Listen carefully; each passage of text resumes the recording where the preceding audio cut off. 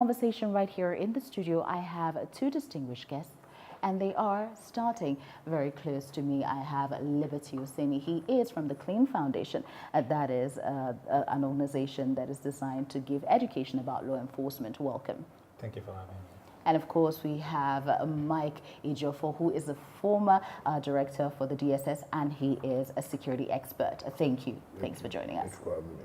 All right, let's go straight to it. This Civilian Joint Task Force, who are they? What's their mode of operation? Are they being paid? Who pays them? Tell us about them.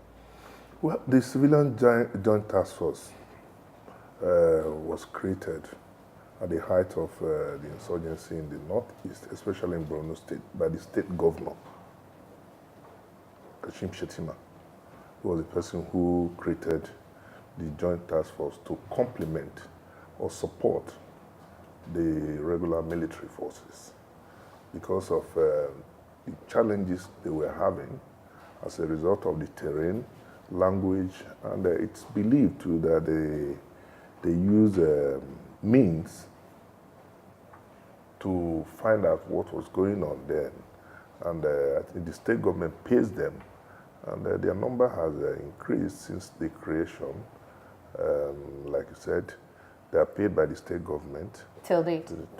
They complement the regular military force. They are also under supervision by the military so that they don't go abusing the rights of other law-abiding citizens. That's interesting. Let's have your thoughts on this, because you have also had cause to find out about them work with some people who have been involved in that. The Civilian Joint Task Force, beyond just the basics, there are worries that these group of people could actually become another, would I say, a weapon in the hands of the political class, as have been reported by some outfits. How true is that? Well, good. Let us also ask the fundamental question. What happens to the civilian JTF after the Boko Haram? That's a poser we should address.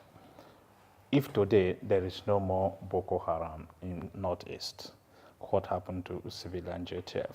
Who accounts to the gun given to them?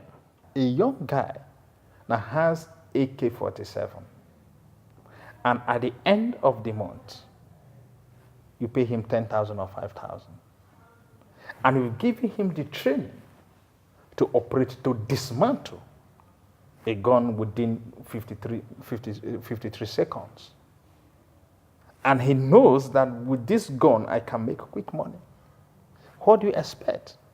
And take, for instance, we've read in the story where they said Boko Haram pays $3,000. I don't know how true that is. Unconfirmed reports. And you're offering me $3,000, and you're offering me $10,000 to do the same operation of utilizing the gun.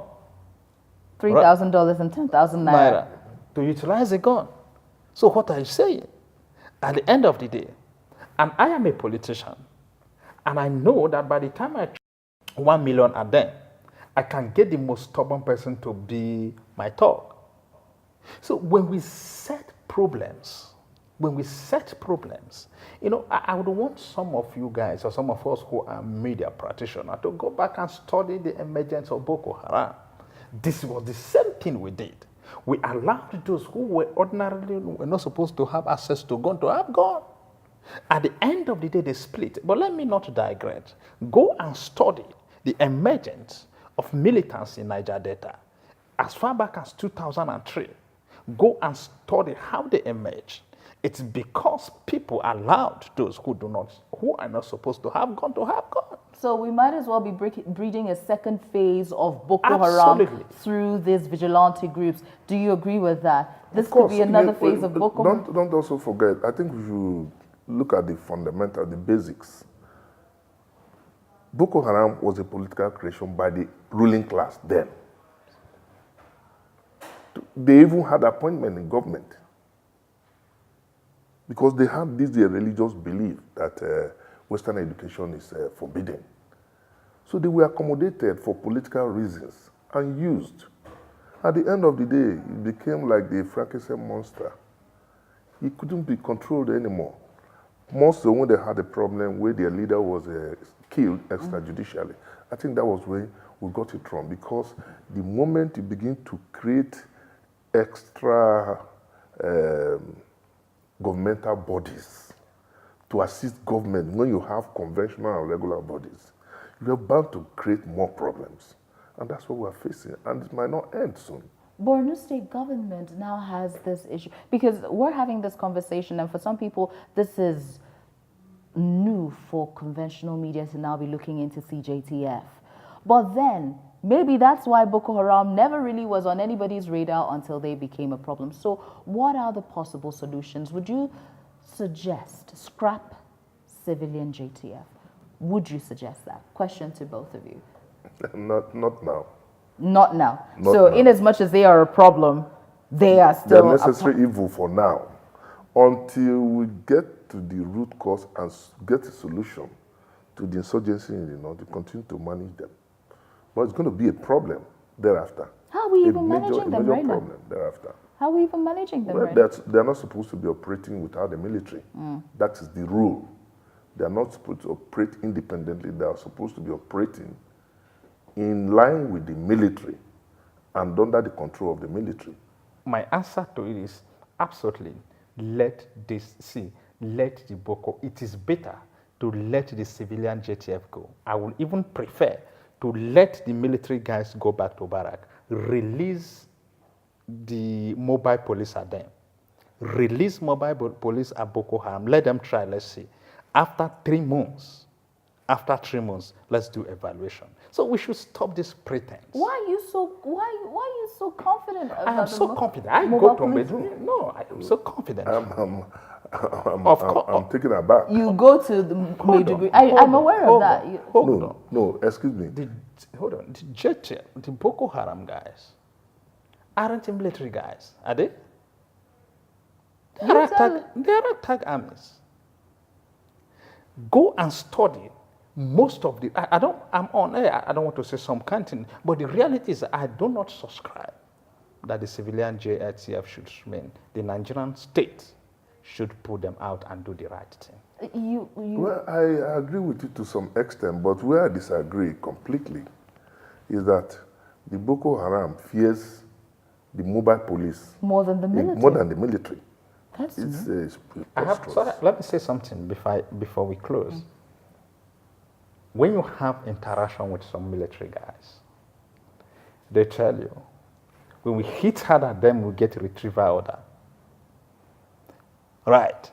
In 2012, one of the people said, when Chibok girls were taken, it was not true that this guy didn't go after them. But people got order to retrieve. A soldier narrated how they were asked not to attack, they were bombing. You see, what I'm telling you, in terms of conflict entrepreneur, if you allow the Nigerian soldiers to really do the job and forget about political interference, allow Nigerian soldiers to smoke Boko Haram out and give them 1 month. If you know the strength of Nigerian soldiers, you know that these guys are not in short. Then if they can do that, why then are you suggesting political interference? So you think that political interference will not get into the Nigerian police as well? Listen. Lack of political will is worse than economic doom, because you need a political will to bring this to an end. I'm just asking. You believe that the mobile police will not be influenced by politics and all of that, but the army is. When you put them out, put the mobile police with some kind of training or some kind of commitment. But let me tell you, we forget to ask the question, what is the use of the Nigerian police? If the police do not have the capacity to train them, as we speak today, the Nigerian police then be reduced to ordinary controlling of traffic. With all due respect. So what's the needs of the police? All right, I want to bring you into this. He has made an interesting comment. Insurgency, who is it that's supposed to fight insurgency? Let's get this. The Nigerian police or the military? depends on at the stage. At the stage we are now in the insurgency stage, it is the military. Because we have gone past maintenance of internal security, which is the sole responsibility, constitutional responsibility of the Nigerian police. You also recall that towards the twilight of the last Inspector General of Police, about 2,000 mobile policemen were trained to send and sent to Borno to go and help them. And I asked on air, what sense does it make? Things that the military cannot handle.